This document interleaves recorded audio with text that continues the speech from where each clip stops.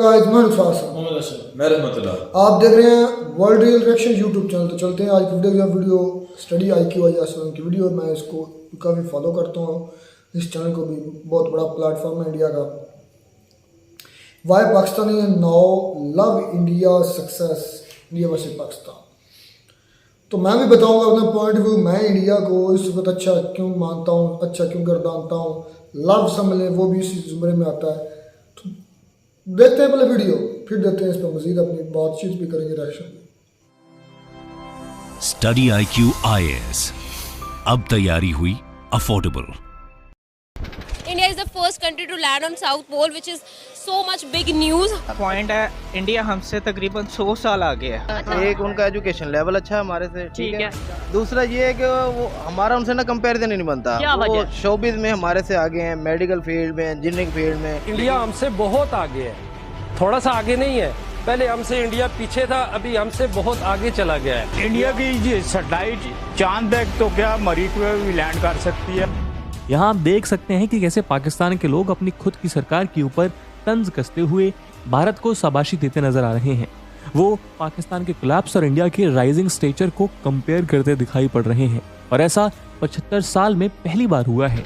India की तारीफ तो दूर, पाकिस्तान के लोग पब्लिकली अपनी रूलिंग एस्टैब्लिशमेंट के अगेंस्ट एक शब्द तक बोलने से कतराते थे। यहाँ तक कि कुछ आउटस्पोकन पाकिस्तानी भी अपनी सरकार और देश के फेलियर को पब्लिकली एडमिट करने से बचते थे, और इसी टोन में भारत की तारीफ करना तो कोई सोच भी नहीं सकता था। हालांकि आज इस क्रिटिसिज्म ने ह्यूमर का रूप ले लिया है, इस वजह से ये खूब वायरल भी हो रहा है। लेकिन इस ह्यूमर के पीछे पाकिस्तान के लोगों का फ्रस्ट्रेशन, एम्बैरेसमेंट और हेल्पलेसनेस छुपी हुई है। उनकी इसी हंसी के पीछे पाकिस्तान की बैंकरप्ट इकोनॉमी, ग्लोबल स्टेज पर उनकी बढ़ती इररिलेवेंस और टेरर और भुखमरी से जूझ रही सिविल सोसाइटी खुद को खुलेआम बयां कर रही है। ऐसा लगता है कि मानो इस ह्यूमर के पीछे दशकों का फ्रस्ट्रेशन सब्र का बांध तोड़ते हुए उमड़ रहा है। और केवल आम लोग ही नहीं, बल्कि जिंगोइज्म यानी एक्सट्रीम नेशनलिज्म के नशे में चूर पाकिस्तान के नोटोरियस एंकर्स की टोन भी एकदम बदली हुई नजर आ रही है। जो रिलीजियस क्लेरिक्स खुद को पाकिस्तान के केयर टेकर क्लेम किया करते थे, वो भी आज पाकिस्तान की इस हालत का जिम्मा उठाने के लिए तैयार नहीं है। वो उनकी इस हालत का जिम्मा देश के पॉलिटिशियंस पर डाल रहे हैं। ये ट्रेंड असल में लास्ट ईयर पाकिस्तान के former prime minister Imran Khan द्वारा ही शुरू कर दिया गया था, जब वो इंडिया की ऑटोनॉमस फॉरेन पॉलिसी और ग्लोबल स्टेज पर उसके इंडिपेंडेंट वॉइस के लिए उसकी तारीफ करते नजर आए। दोस्तों, ये तो भारत के लिए ये प्रेजेस आज ग्लोबल मीडिया में कॉमन डेवलपमेंट बनती हुई नजर आ रही हैं। लेकिन पाकिस्तान की ओर से भारत के लिए ऐसे प्रेजेस आना कोई आम बात नहीं है। ऊपर से आपको याद दिला दें कि पाकिस्तान में जल्द ही इलेक्शंस होने वाले हैं। इस बीच भारत के लिए उनकी सिंपैथी और अपनी गवर्नमेंट का क्रिटिसिज्म अपने आप में काफी सब्सटेंस लेकर आता है। तो यहाँ सवाल ये उठता है कि आखिर इस बदलाव का क्या कारण है? ये हृदय परिवर्तन किस चीज से एक्सेलरेट हो रहा है, और पाकिस्तान के लिए इसके क्या पॉसिबल कंसिक्वेंसेस हो सकते हैं? दोस्तों, आज की इस वीडियो में हम आपके लिए इन सभी सवालों को डिकोड करने की कोशिश करेंगे। इस वीडियो की इंपॉर्टेंस UPSC मेंस के GS पेपर 2 के IR सेक्शन के लिहाज से इंपॉर्टेंट हो सकता है। तो चलिए शुरू करते हैं आज का डिस्कशन। दोस्तों, पाकिस्तान में आज जो कुछ हो रहा है वो असल में इतना भी शॉकिंग नहीं है। ऐसा इसलिए क्योंकि पाकिस्तान के फॉर्मर प्रेसिडेंट जुल्फिकार अली भुट्टो ने अपने देश के लिए कुछ ऐसा ही सपना देखा था। 1970s में उन्होंने कहा था कि भले ही पाकिस्तान के लोगों को घास खानी पड़े या भूखा रहना पड़े, लेकिन वो न्यूक्लियर बॉम्ब बनाकर ही दम लेंगे। और लगभग 50 साल बाद पाकिस्तान की हालत इससे ज्यादा बेहतर नहीं है। आज उनके पास न्यूक्लियर बॉम्ब्स तो हैं, लेकिन खाने के लिए कुछ खास नहीं है। जुलाई 18, 1947 को जब ब्रिटिश पार्लियामेंट में इंडियन इंडिपेंडेंट एक्ट पास हुआ, उसने टू नेशंस थ्योरी के बेस पर इंडियन सबकॉन्टिनेंट को 2 डोमिनियंस में बांट दिया। इंडिया के पंजाब और बंगाल के बंटवारे के बाद पाकिस्तान का जन्म हुआ। अगस्त 14, 1947 को पाकिस्तान तो बन गया, लेकिन आज 7 दशकों बाद भी ये सही मायने में एक नेशन स्टेट नहीं बन पाया। कुदरत ने पाकिस्तान को खुद को यूनाइट करने का भरपूर मौका दिया, लेकिन पाकिस्तान ने कभी अपनी प्रायोरिटीज को अपनी ग्रोथ के साथ अलाइन नहीं किया। इसका नतीजा है कि आज इतने सालों बाद एक बार फिर बात पाकिस्तान के अस्तित्व पर बनाई है। जून 2022 में पावर से रिमूव किए जाने के बाद पाकिस्तान के former prime minister Imran Khan ने कहा था कि यदि वक्त रहते सही डिसीजन नहीं लिया गया तो पाकिस्तान अपनी न्यूक्लियर डिटरेंस खो देगा और ये 3 हिस्सों में टूटकर बिखर जाएगा। पाकिस्तान का बाल्कनाइजेशन होगा और ये देश सुसाइड के लिए मजबूर हो जाएगा। दोस्तों, माना कि उस समय इमरान खान की रूलिंग पार्टी के अगेंस्ट राजनीतिक बैन चल रहे थे। लेकिन उसके बावजूद उनके ये शब्द आज हकीकत में बदलते नजर आ रहे हैं। इससे ये साफ हो जाता है कि पाकिस्तान की हालत किसी और की नहीं बल्कि पाकिस्तान के खुद के लीडर्स की मिसप्लेस्ड प्रायोरिटीज की देन है। पाकिस्तान की ये एग्जिस्टेंशियल क्राइसिस शुरुआत से लेकर आज तक पाकिस्तान की अलग अलग रेजिम्स द्वारा प्रमोट की गई मिसप्लेस्ड पॉलिसीज, आम लोगों की लाइफ्स को लेकर उनकी शेयर इग्नोरेंस और इस्लामिक आइडेंटिटी को अपहोल्ड करने के नाम पर रिलीजन के कंसिस्टेंट अब्यूज का नतीजा है। और आज जिस तरह पाकिस्तान के लोग सड़कों पर आकर पाकिस्तान की हुकूमत के खिलाफ बोल रहे हैं, वो ये भी दर्शाता है कि किस तरह पाकिस्तान की पॉलिटिकल और मिलिट्री लीडर्स इतने सालों से अपने सिटीजन्स के आगे अपनी रॉन्ग हेडेड पॉलिसीज को जस्टिफाई करने के लिए उनसे झूठ पर झूठ बोलते नजर आ रहे हैं। लेकिन आज उस झूठ का पर्दाफाश होता नजर आ रहा है। पाकिस्तान के कोने कोने से आज लोग सरकार को यही चेतावनी दे रहे हैं।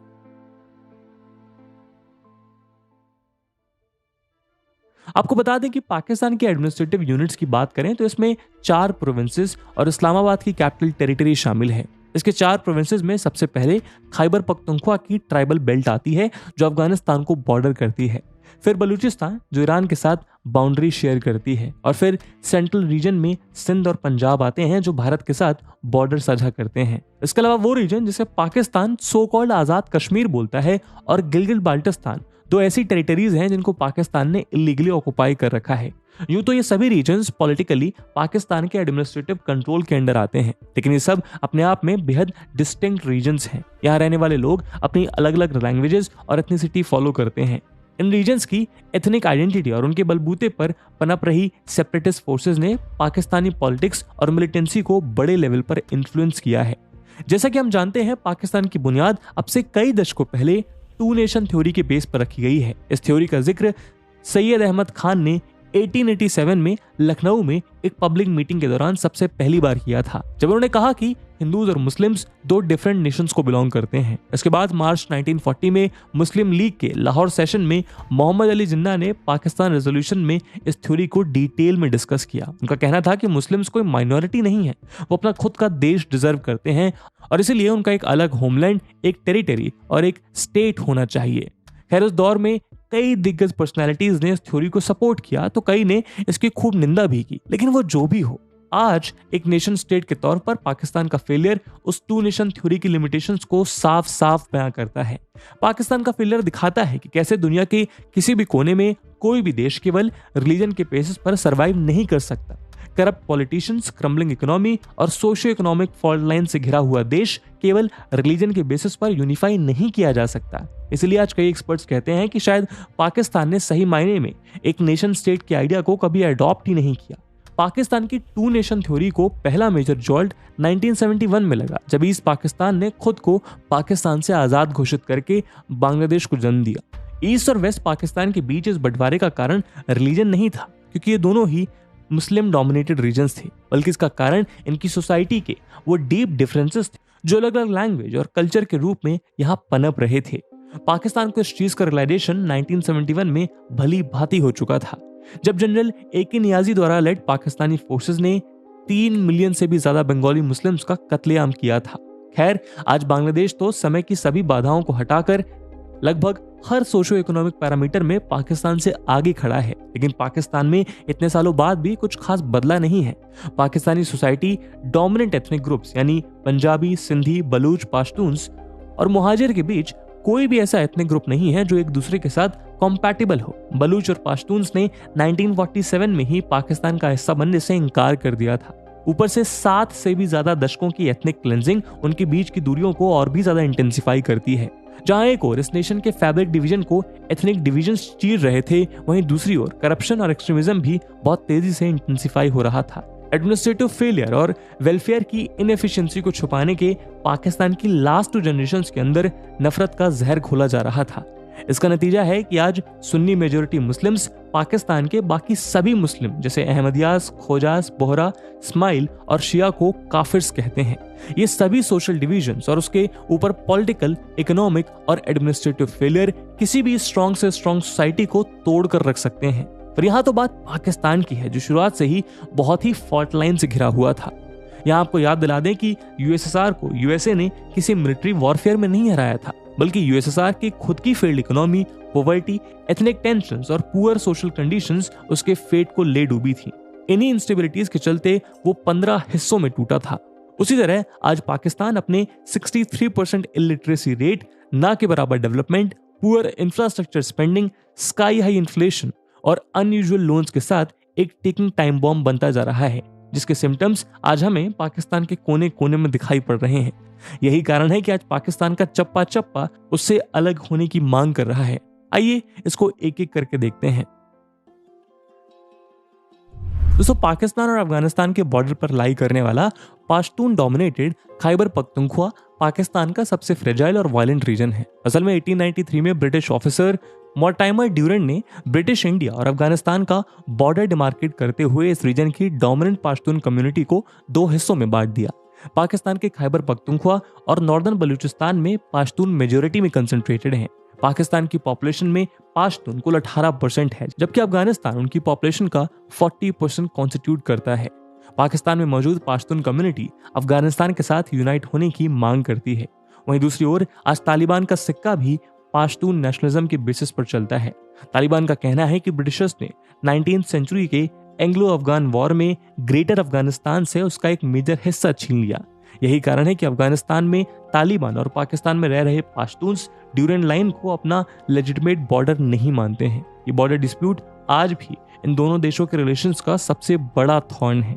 इसको पिछले 130 सालों से सॉल्व करने की कोशिश की जा रही है, लेकिन आज तक कोई भी इसमें सफल नहीं हो पाया। जब 2021 में यूएस ने अफगानिस्तान को छोड़कर जाने का फैसला किया और अफगान तालिबान ने काबुल को कैप्चर किया, तब तालिबान की मदद से टीटीपी को इस रीजन में फिर से ऑर्गेनाइज किया गया और तभी से पाकिस्तान में टीटीपी के अटैक्स की एक लंबी सीरीज शुरू हो गई।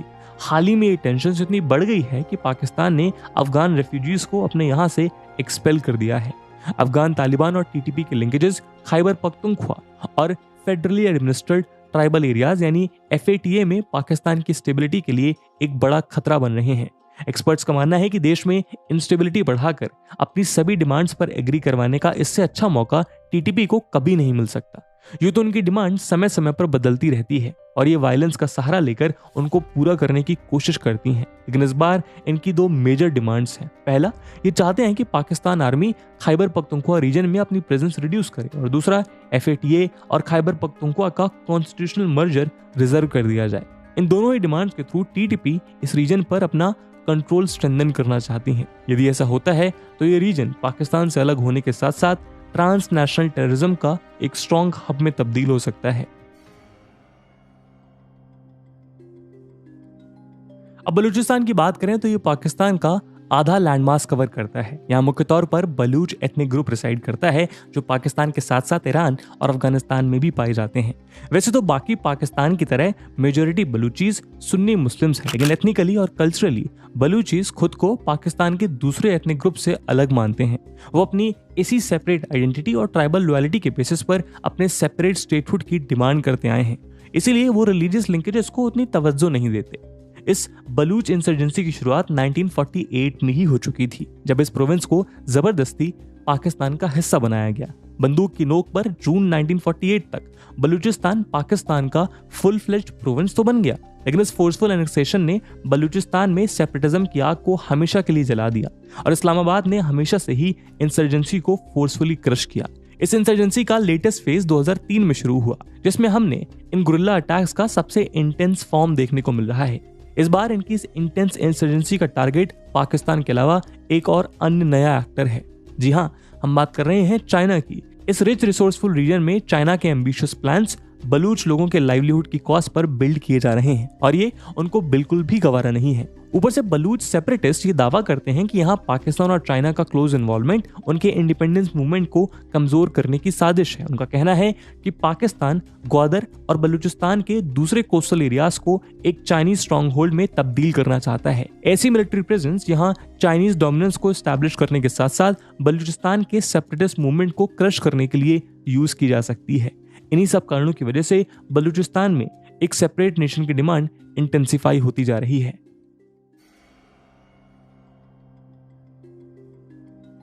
दोस्तों, पाकिस्तान के साउथ ईस्टर्न रीजन में मौजूद सिंध लैंड के टर्म्स में पाकिस्तान का 3rd लार्जेस्ट और पॉपुलेशन के टर्म्स में उसका 2nd लार्जेस्ट प्रोविंस है।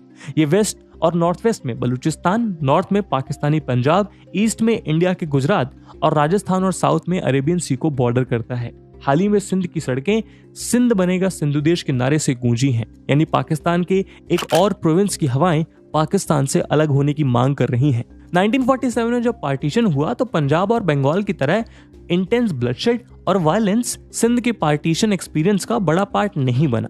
ऐसा इसलिए क्योंकि यहाँ कई सदियों से रिलीजियस टॉलरेंस, प्लूरलिज्म और हार्मनी की वैल्यूज अपनी जड़ें मजबूत कर चुकी थी और साथ ही पार्टीशन के बाद सिंध का मैक्सिमम हिस्सा पाकिस्तान में ही था, यानी वो बाकी रीजन्स की तरह दो देशों के बीच अब्रप्टली डिवाइड नहीं हुआ। लेकिन असल में चीजें इतनी भी आसान नहीं थी। सिंधु देश के बीज इसी पार्टीशन में बोए जा चुके थे। असल में सिंध का पार्टीशन टेरिटरी का पार्टीशन नहीं था, बल्कि ये डेमोग्राफी का पार्टीशन था। इसके तहत सिंध की नॉन मुस्लिम पॉपुलेशन भारत आई, वहीं इंडिया के मुस्लिम रेफ्यूजीज यानी मुहाजिर्स अर्बन सिंध में सेटल हुए। मुहाजिर्स बाकी सिंधी से ज्यादा रिच और लिटरेट होने के कारण गवर्नमेंट जॉब्स और बिजनेसेस में डोमिनेट करने लगे। देखते ही देखते उन्होंने बाकी सिंधीज को कंपटीशन से बाहर कर दिया। जल्द ही ये उर्दू स्पीकिंग मुजाहिर और पंजाबीज पाकिस्तान के पॉलिटिकल और ब्यूरोक्रेटिक डोमेन्स को डोमिनेट करने लगे।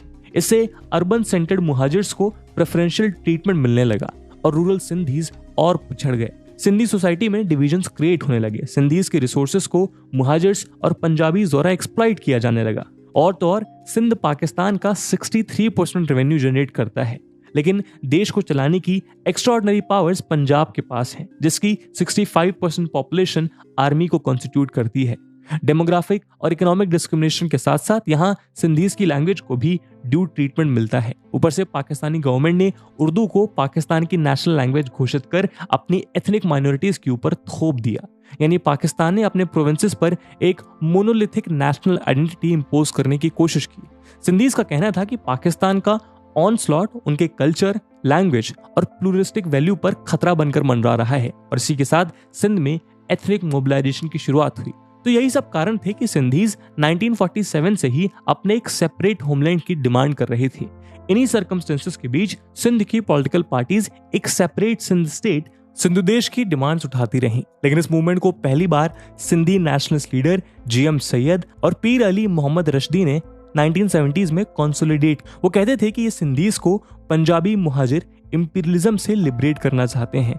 1972 में GM सैयद ने एक इंडिपेंडेंट नेशन सिंधु देश की फॉर्मेशन को प्रपोज किया। उनका कहना था कि यदि बांग्लादेश एक सेपरेट देश बन सकता है तो सिंधुस्तान क्यों नहीं बन सकता। खैर मिड 1980s तक आते आते इस डिसएन्चैंटमेंट ने ओपन वॉरफेयर का रूप ले लिया। जियाउल हक की रेजीम में सिंध में गुरिल्ला यूनिट्स जन्म लेने लगी और ये इस्लामाबाद के पंजाबी फेडरल ट्रूप से कन्फ्रंट करने लगी। लेकिन इस इल प्रिपेयर्ड इंसर्जेंसी को इस्लामाबाद ने हर बार क्रश कर दिया। लेट 1980s में GM Syed Sindh national alliance के लीडर बने और उन्होंने इस अम्ब्रेला के अंडर बहुत से आइडियोलॉजिकल ग्रुप्स को साथ लाने की कोशिश की। लेकिन 1988, 1990 और 1993 के इलेक्शंस में वो भी सीट नहीं जीत पाए और इलेक्शंस में मिली डिफीट के कारण उनका मूवमेंट कमजोर होने लगा। लेकिन पिछले कुछ सालों में यहाँ कई प्रो सिंधु देश ग्रुपिंग्स के प्रोटेस्ट और एक सेपरेट नेशन की डिमांड बहुत तेजी से पीक होती नजर आई है। दोस्तों इसके बहुत से कारण हैं। पहले तो ये कि यहाँ पाकिस्तानी स्टेट की एट्रोसिटीज और निगलेक्ट थमने का नाम नहीं ले रही हैं। एथनिक और नेशनल सेंटिमेंट्स के अलावा पिछले कुछ सालों में यहाँ अर्बन, रूरल और सोशो इकोनॉमिक डिवाइड भी बहुत तेजी से इंक्रीज हुआ है। आज यहाँ आपको दो एक्सट्रीम तबके के लोग दिखाई पड़ते हैं। एक तरफ यहाँ हमें कराची जैसी वेल्दी मेगा पोर्ट सिटी देखने को मिलती है जो सिंध के साथ साथ पूरे पाकिस्तान के इकोनॉमी को रन करने में बेहद अहम भूमिका निभाती आई है। वहीं दूसरी ओर सिंध के रूरल एरियाज में आज भी बॉन्डेड लेबर का कहर नजर आता है। कराची की इंडस्ट्रियल और कमर्शियल एक्टिविटीज इंडस के बैंक्स पर फ्लरिश होने वाली एग्रीकल्चरल इकोनॉमी को आउटपेस कर चुकी हैं, जो यहाँ के इकोनॉमिक डिवाइड को और भी ज्यादा बढ़ा रही हैं। यहाँ की पॉलिटिकल लीडरशिप ये क्लेम करती है कि पाकिस्तानी गवर्नमेंट सेंसस में सिंधीज की पॉपुलेशन कम दिखाकर इस रीजन के इंसेंटिव्स को भी कट कर देती है। पाकिस्तानी गवर्नमेंट का सिंध को लेकर ये नेग्लेक्ट हमें इस रीजन की पुअर अग्रेरियन ग्रोथ और सीवियर वाटर शॉर्टेजेस में दिखाई पड़ता है। सिंध में इनफ रिसोर्सेज और पोटेंशियल होने के बावजूद उसका क्रॉप यील्ड लगातार घटता जा रहा है। ऐसा इसलिए क्योंकि सेंटर ने यहाँ इनफ स्टोरेज कैपेसिटीज डेवलप नहीं की हैं। इसके अलावा एक लोअर रिपेरियन रीजन होने के कारण यहाँ ये रीजन सीवियर वाटर शॉर्टेजेस का भी शिकार है। वाटर की शॉर्टेज के कारण यहाँ हर साल कॉटन और पैडी की यील्ड्स इफेक्ट होते हैं। लेकिन वहीं दूसरी ओर सिंध के लिए रिलीज हुए वाटर से पंजाब के रिवरीन एरियाज में 50,000 एकर्स ऑफ लैंड इरिगेट किया जाता है। सिंध और पंजाब प्रोविंस के members Indus river system authority में वाटर डिस्ट्रीब्यूशन को लेकर एक टग ऑफ वॉर में उलझे रहते हैं। इसके अलावा सिंध फूड एंड सिक्योरिटी के केस में भी पाकिस्तान के बाकी प्रोविंसेस में सबसे आगे है। 2020 में कोविड की मार से जन्मे high food prices, locust outbreaks और हैवी फ्लडिंग्स यहाँ के 3.1 मिलियन पीपल को एक्यूट फूड एंड सिक्योरिटी की ओर धकेला है। इसके अलावा जिस सिंध को एक समय पर उसकी progressive politics, religious tolerance, pluralism और वाइब्रेंट सिविल सोसाइटी के लिए जाना जाता था, वो आज लॉ एंड ऑर्डर की एक सीवियर शॉर्टेज से जूझ रहा है। पॉलिटिकल पार्टीज और बड़े बड़े लैंड ओनर्स की पैट्रोनेज के अंडर यहाँ ऑर्गेनाइज क्राइम का रेट बद से बदतर हो रहा है। ऐसा लगता है कि मानो arbitrary arrest, abductions, forced disappearances, extra judicial killings और पॉलिटिकल रिप्रेशन यहाँ बहुत आम बात हो गई है। ऊपर से यहाँ के डेंस रेवरीन फॉरेस्ट क्रिमिनल्स को छुपने के लिए भी सेफ हेवन प्रोवाइड करते हैं। सिंध के सेंट्रल और नॉर्दर्न डिस्ट्रिक्ट्स में टीटीपी जैसे मिलिटेंट ग्रुप्स अपनी प्रेजेंस मजबूत करते जा रहे हैं। रिलीजियस माइनॉरिटीज की सिचुएशन तो यहाँ और भी ज्यादा वल्नरेबल है। माइनॉरिटीज को देश के सोशो इकोनॉमिक ऑर्डर के सबसे लोवेस्ट रंग्स पर रखा जाता है। इंटरनेशनल दलित सॉलिडारिटी नेटवर्क के मुताबिक पाकिस्तान की सो कॉल्ड अनटचेबल और शेड्यूल कास्ट में मुख्य तौर पर सिंधी रीजन में रहने वाले हिंदूज आते हैं। दलित्स और हिंदूज सिंध के फार्म्स और ब्रिक किल्न्स में बॉन्डेड लेबर का काम करते हैं और अपने ओनर्स के एक्सट्रीम एक्सप्लॉयटेशन का शिकार होते हैं। यदि बॉन्डेड लेबर्स की फैमिलीज लैंड ओनर्स को उनसे लिया पैसा वापस नहीं दे पाते हैं तो उनके घरों से यंग गर्ल्स को अबडक्ट कर लिया जाता है और उनका फोर्स्ड कन्वर्जन कराया जाता है। इसके अलावा पिछले कुछ सालों में यहाँ पर पाकिस्तान आर्मी की एट्रोसिटीज भी खूब बढ़ी हैं। सिंध के बहरिया टाउन्स और defence housing authority Pakistan military द्वारा सिंध का लैंड ऑक्युपाई करने के नए वेपन्स बन चुके हैं।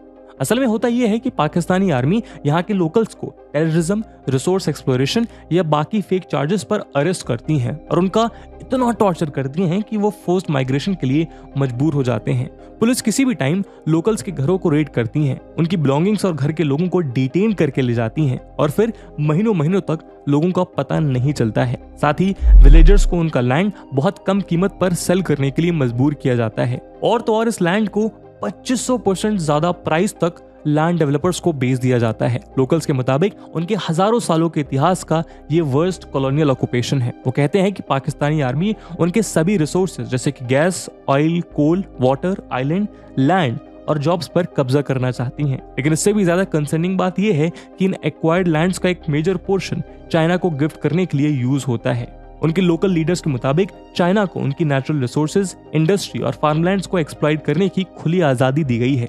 उनके मुताबिक वो दिन दूर नहीं जब सिंधीज चाइनीज स्लेव्स बन जाएंगे। तो इस सब टर्मोइल के बीच सवाल ये उठता है कि ये सर्कमस्टेंसेस तो सिंध में बहुत समय से प्रिवेल कर रहे हैं, ऐसे में आज ही ये प्रोटेस्ट इतने एग्रेसिव क्यों हो रहे हैं?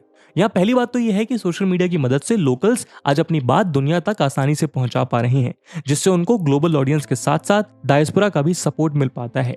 देश की मेन स्ट्रीम मीडिया जिन न्यूज को कभी एयर नहीं कर पाती, इंटरनेट के राइज से उनको उनकी ड्यू कवरेज मिल पा रही है। इसके अलावा लंबे टाइम से इन प्रोटेस्ट को गवर्नमेंट आसानी से क्रश डाउन कर पाती थी, लेकिन आज जब पाकिस्तान की इकोनॉमी और पॉलिटिकल एस्टैब्लिशमेंट चरमरा रही है, ऐसे में सिंधीज को गवर्नमेंट के ऊपर एक स्ट्रॉन्ग लेवरेज मिल जाता है। दोस्तों, अभी तक हमने जिन रीजन्स की बात की वो सब पाकिस्तान के खुद के प्रोविंसेस थे, लेकिन आज बात केवल वहीं तक सीमित नहीं है। जैसे कि हम कई बार डिस्कस कर चुके हैं, पाकिस्तान द्वारा इलीगली ऑक्युपाइड रीजन यानी पाकिस्तान ऑक्युपाइड कश्मीर भी पाकिस्तान के चंगुल से मुक्त होना चाहता है। इसके इतिहास से तो हम सब भली भांति वाकिफ हैं। 1947 में भारत और पाकिस्तान के पार्टीशन के तुरंत बाद जिस हिस्से को पाकिस्तान ने फोर्सफुली एनेक्स कर लिया था, वही आज पाकिस्तान ऑक्युपाइड कश्मीर कहलाता है। पाकिस्तान के अंडर इस रीजन का पॉलिटिकल स्टेटस शुरुआत से ही डायरेक्शनलेस रहा है। शुरुआत में अप्रैल 28, 1949 को जब ये रीजन पाकिस्तान द्वारा कहे जाने वाले आजाद जम्मू एंड कश्मीर से सेपरेट हुआ, तब पाकिस्तान ने इस रीजन को अपनी सेंट्रल अथॉरिटी से ही गवर्न किया।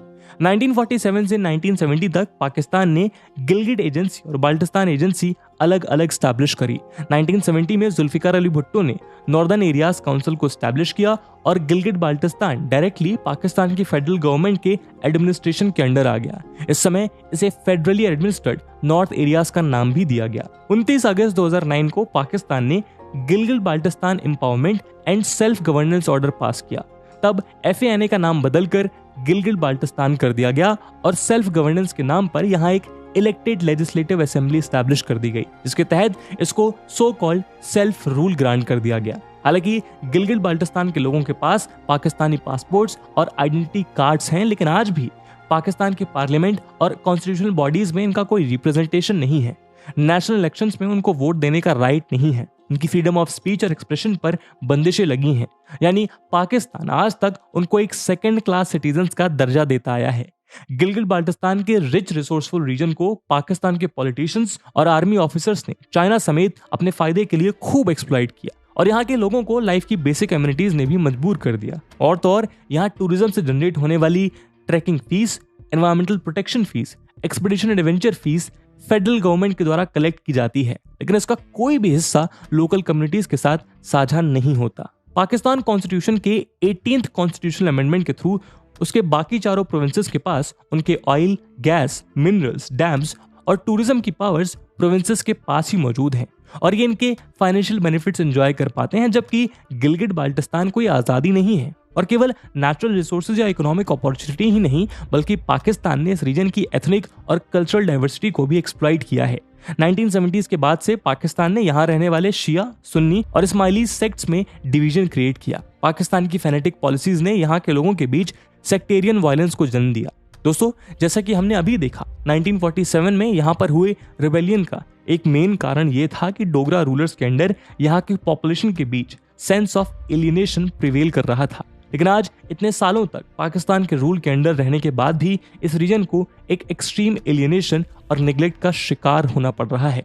तो कुल मिलाकर आप देख सकते हैं कि किस तरह पाकिस्तान का पॉलिटिकल टर्मोइल एक डिजास्टरस इकोनॉमिक क्राइसिस के साथ मल्टीप्लाई हो रहा है और पाकिस्तान के लोग अब इस सच्चाई से बेखबर नहीं है और उसकी गूंज हमें इस रीजन में होने वाले प्रोटेस्ट में साफ सुनाई देती है। अब आगे पाकिस्तान की 240 मिलियन लोगों की डेस्टिनी किस डायरेक्शन में टर्न लेती है ये तो आने वाला वक्त ही बताएगा, लेकिन ये तो तय है कि इस साल पाकिस्तान चाहते या ना चाहते हुए भी एक पीसफुल जर्नी कवर नहीं कर पाएगा। इस मुद्दे पे आपका क्या ओपिनियन है कमेंट सेक्शन में जरूर बताइएगा। इस वीडियो की इंपॉर्टेंस वीडियो खत्म भाई, मैंने कहा था वीडियो के शुरू में कि वीडियो खत्म होने के बाद मैं बात बताऊंगा कि मुझे इंडिया अच्छा क्यों लगता है। अगर मैं अपनी पर्सनली बात करूँ, वो बाकी बातें तो भाई ने तो बड़ी प्रिसाइजली और एक्सप्लेनेशन उसकी जो की है ना, वो तो वन बाय वन एक चीज़ को उसने टच किया। खैर हम तो उतनी डिटेल में नहीं जा सकते, हमने मोटी मोटी चीज़ों को टच कर सकते हैं कि हम वजह क्या है। पहली बात तो यह है कि मैं इंडिया को पर्सनली तौर पर क्यों पसंद करता हूँ, वजह क्या है। पहली बात, इंडिया के अंदर कभी कोई मार्शल लॉ नहीं लगा, यानी कि उनकी चौकीदार उनके सामने उनके सिर्फ चौकीदार है, यानी उनके मुआफ़िज़ उनके सिर्फ मुआफ़िज़, यानी कि जो उनको जिस हद में रखा गया है वो उसी हद पे खड़े हैं, यानी कि जो उसका काम है सिक्योरिटी देना वही कर रहे हैं। पता क्यों पसंद है? उनके साबका आर्मी चीफ रिटायर हुए थे, क्या नाम था उनका, अजय बिपिन नहीं वो क्या था, अजय उनके एंड पर आता था। उनके अकाउंट से सिर्फ और सिर्फ पूरी ज़िंदगी सर्विस की उसकी आर्मी की, और उसके अकाउंट से 28 के 29 लाख रुपया, 25 से 30 लाख 29 था, इतना ही था। आर्मी चीफ है और दुनिया की 5वीं बड़ी इकॉनमी का आर्मी चीफ है, और उसकी पूरी जमा पूंजी सारी जिंदगी की कमाई समझ है सिर्फ 28-29 लाख। और उसके घर का विजिट करवाया था मेजर साहब ने, मेजर गौरव आर्य ने। यकीन करें जो मेरा घर है ना, मेरे घर की तरह ही उनका घर, सिंपल सा, कोई उधर गार्ड नहीं, कोई एक्स्ट्रा प्रोटोकॉल नहीं था, कोई उधर मतलब कोई एसी या कोई एक्स्ट्रा चीज़ें होती हैं जो मतलब कोई इतनी ज़्यादा हैवी किस्म की डेकोरेशन, मतलब सिंपल 2 या 3 कमरे थे आई थिंक, वो भी वीडियो में हमने देखी है। और बाकी नेचुरल चीज़ें हैं, मतलब नेचुरली हर चीज़ है, विंडोज से हवा आ रही है, ताज़ा आ जा रही है, लेकिन एसी नहीं है। तो मैं शॉक हो गया था उस वक्त। उस दिन से मेरे अंदर वो घर कर गई चीज़ें, और उस दिन से मुझे पहले से भी ज़्यादा खूबसूरत लगने लग गया था इंडिया। कि मैंने फिर ये सोचा कि इनकी तरक्की की वजह ये है, उनके मुआफ़िज़ सिर्फ उनके मुआफ़िज़ हैं, प्रॉपर्टी डीलर नहीं है। आइलैंड में ऑस्ट्रेलिया में या ये आइलैंड के मालिक नहीं है, पापा जॉन्स के मालिक नहीं है। उनके मुआफ़िज़ सिर्फ उनके मुआफ़िज़ हैं। उनके मुआफ़िज़ उन पर ज़ोर ज़बरदस्ती नहीं करते, हाँ, बल्कि उनकी खिदमत ज़रूर करते हैं, अपने लिए नहीं सोचते। यार एक आर्मी चीफ है, हम जैसों को तो पता भी नहीं होता वो कैसी कैसी प्लानिंग कर सकते हैं, कैसे क्या कहाँ से वो अपने पैसे निकाल सकते हैं, हमारी तो सोच भी नहीं जाती। लेकिन देख के उनके पास सिर्फ ये निकला है, मैं हैरान रह गया। इस वजह से मैं इंडिया को पसंद करता हूँ, इस वजह से। मुखलिस लीडर की भाई जो होते हैं ना, मुखलिस अपने वतन के साथ मुहब्बे वतन, उनकी यही पहचान होती है। हमारे तो खैर शुरू से ही आज का रोना तो है नहीं, 3 मरतबा मार्शल लॉ लग चुका है यार। कोई क्या पाकिस्तान अभी कौन सा नहीं लगा, अभी भी एक किस्म हमारी मार्शल लॉ की सूरत आ गई है। कोई किसी पीटीआई की तो ऐसे जैसे ये पार्टी थी ही नहीं दुनिया में। 6ठी बड़ी दुनिया की पार्टी पीटीआई है और नंबर 1 पे है बीजेपी है। नहीं बीजेपी नहीं, बीजेपी है। मैंने लिस्ट देखी, दुनिया में सबसे ज्यादा जो फॉलोअर्स हैं वो बीजेपी के हैं। भारतीय जनता पार्टी है, मैंने नंबर 2 अब 1 पे देखी है। अब यार मैंने लिस्ट, बीजेपी क्या है, अल्लाह के बंदे पढ़ लिया कर, बीजेपी की भारतीय जनता पार्टी बीजेपी है। बीजेपी अच्छा ये इसका मुखफ़्फ़ जो है ना ये बीजेपी है। तो आज थोड़ी सी तबीयत भी ठीक नहीं है, इस वजह से ना आगे पीछे हो रहा है। तो अच्छा यार मुझे वो क्योंकि ना वहाँ पर इस तरह लंबा लिखा हुआ था, मुखफ़्फ़ नहीं था बीजेपी, क्योंकि ज्यादातर मुझे सुनते हैं वो बीजेपी से दफा ज्यादा सुनते हैं। चले कोई बात नहीं, हो जाता है। चलो सच तो यार भारतीय जनता पार्टी यानी कि ये मोदी साहब नंबर 1 पे थी और 3 से 4 जो पार्टियां थी वो इंडिया की थी ऊपर। चले खैर अब बात करते हैं इसके 1 बाय 1 स्टेप पर। पहले बात की बलूचिस्तान की, पश्तून की, फिर उन्होंने बात की सिंध की। जो मौजें लगी हुई है ना पंजाब के ऊपर अब थोड़ी सी सख्ती हुई है तो चीखें निकल गई पंजाब। वही उन्होंने बताया था ना, वो मंजूर पश्तीन ने बताया था, उसने कहा कि इस दफा जो सख्ती हमारे साथ इतने सालों से हो रही है उसका थोड़ा सा हिस्सा पंजाब के साथ हुआ है, तो पंजाब की चीखें निकलना शुरू हो गई हैं और पंजाब को इस बात का पता चला है कि वाकई जो पश्तून थे ना वो सही थे, जो बलोच थे वो बिल्कुल सही थे आज। और हमें भी, मैं भी बिल्कुल ये एक्सेप्ट करता हूँ कि मंजूर पश्तीन को मैं 1 नंबर का गद्दार समझता था।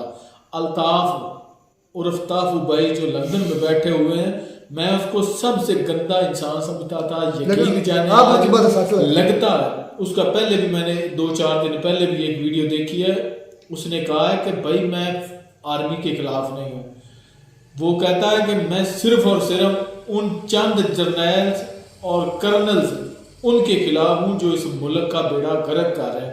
और उसने बड़ी हद भी एक किस्म की कसम उठाई थी कि मैं भाई पाकिस्तान आर्मी के खिलाफ बिल्कुल नहीं हूँ। अच्छा पश्तूनों की बात करें, 1947 में जब पाकिस्तान पश्तूनों के बाद बलोचिस्तान ने बड़ा लेट ला किया हमारे साथ, आपको पता इल्हाक? हाँ जी, बलोचिस्तान हमारे साथ 1947 से नहीं जुड़ा। एक बात मुझे यहाँ पे समझ आई, बाद में जुड़ा है, समझ आई है कि उनके इल्हाक करने की एक बड़ी वजह चाइना भी है। अच्छा सिंध की बात करें, बलोचिस्तान पश्तून की अगर बात करें तो ये जो ड्यूरेंट लाइन खींची गई थी ना, वो भी भाई ने भी बताया, वो जो टीचर थे, कि ये जो ड्यूरेंट लाइन थी ये 1890s के दौर में खींची गई थी और इसको पश्तून नहीं मानते, अफगानिस्तानी नहीं मानते। और पाकिस्तान के अंदर जो पश्तून है अब जो 18% है वो चाहते हैं कि हमें अफगानिस्तान के साथ इलाक़ चाहिए। और मुझे लगता है ये अनकरीब होने वाला है, ये अनकरीब होने वाला है। कैसे आपको लग बता जाएगा। हाँ तो मुझे बताएं, कोई असरात आपको नजर आ रहे हैं तो फिर ही आप कहें कौन सी ऐसे एहतजाज नहीं नजर आई, एहतजाज नहीं नजर आए।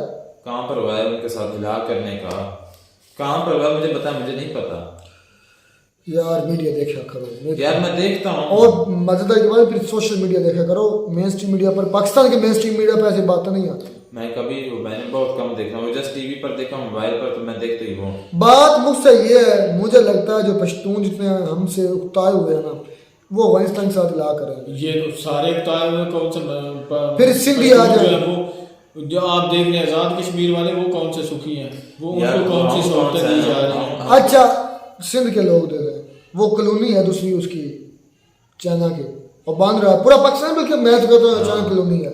सिर्फ वो सिंध नहीं है, पंजाब जो है ना, पंजाबी जो वो उसने पूरी डोमिनेंस बताई थी किस तरह पंजाबी डोमिनेट किए। जो महाजर थे वो पश्तून है, महाजर हैं, उसके बाद वो पश्तून, महाजर, पंजाबी, बलोची, सिंधी, इनके अंदर फिर डोमिनेट करने लगे महाजर और पंजाबी। तो बात मकसद ये एक बात करने का कि पाकिस्तान के अंदर इक्वालिटी नहीं आ रही और एक ही पार्टी शुरू से रूल करती आ रही है। एक ही धड़ा, वो आप भी जानते हैं ना। नहीं वो तो हमें पता है, हमारी वो पार्टी है यार, पार्टी क्या होती है कि अपने सियासत के लिए अपने मफाद के दूसरों को कुचलना। सियासत आम पब्लिक या नहीं कर सकते, पार्टीज करती है ना, वो इनसे बहुत ज्यादा आगे की पॉलिटिशियंस कर रहा है, बहुत पॉलिटिक्स खेलते हैं और उनकी प्रॉपर्टी डीलर है। मैं तो कहता हूँ भाई हर किस्म का बिजनेस तो करते ही वो तारी उसने भी सिंध के अंदर सारी जमीनें उनकी ले रहे हैं, सुई गैस बलूचिस्तान से, उसका कोयला वो किधर जाता है यार, सारा किधर रहा है, कहाँ खाप रहा है। और मजे की बात ये है कि भाई जब ये रिटायर्ड होते हैं तो सीधे बाहर ही जाते हैं, यहाँ पे टिकते भी भाई इससे ज्यादा हम अपनी लिमिटेशन नहीं क्रॉस कर सकते, पता हमें है। लेकिन एक चीज वो भाई भी मान रहा है, पॉजिटिव हुई है कि पहले पाकिस्तान के अंदर रूलर पार्टी होती थी या एस्टेब्लिशमेंट होती थी, उसके खिलाफ नहीं बोलते, डरते थे तो इंडिया का आगे में तो बड़ी दूर की बात थी। लेकिन आज देखें वक्त बदला है, टाइम लगा है, आज रूलिंग पार्टी के खिलाफ भी बोल रहे हैं, एस्टेब्लिशमेंट से भी नफरत लोग कर रहे हैं और इंडिया से मोहब्बत कर रहे हैं। मतलब उनको लग रहा है कि यार हमें भी इस तरह का माहौल मिलना चाहिए, हमें भी इस तरह की सियासी पार्टीज होनी चाहिए। यार तो इख्तलाफात हैं लेकिन वो सियासत करते हैं, बेगारती नहीं करते, प्रॉपर्टी डीलिंग नहीं करते हैं। उधर भी बहुत कमी है इंडिया के अंदर भी। लेकिन एक पॉजिटिव चीज़ ये भी देखो कि वो दुनिया की 5वीं इकॉनमी कहाँ से कहाँ उठा, कहाँ पहुँच गया। इस वजह से लोग उनको पसंद करते हैं, मैं भी पर्सनली इसलिए पसंद करता हूँ क्योंकि उनके जो मुआफ़ सिर्फ मुआफ़ है। और हमें सबका दुख गिला ये है, हम तो उनके लिए जान निछावर कर दें अगर वो सिर्फ मुआफ़ रहे। खैर मिलते हैं वीडियो बना, तब तक दीजिए इजाज़त, अल्लाह हाफ़िज़।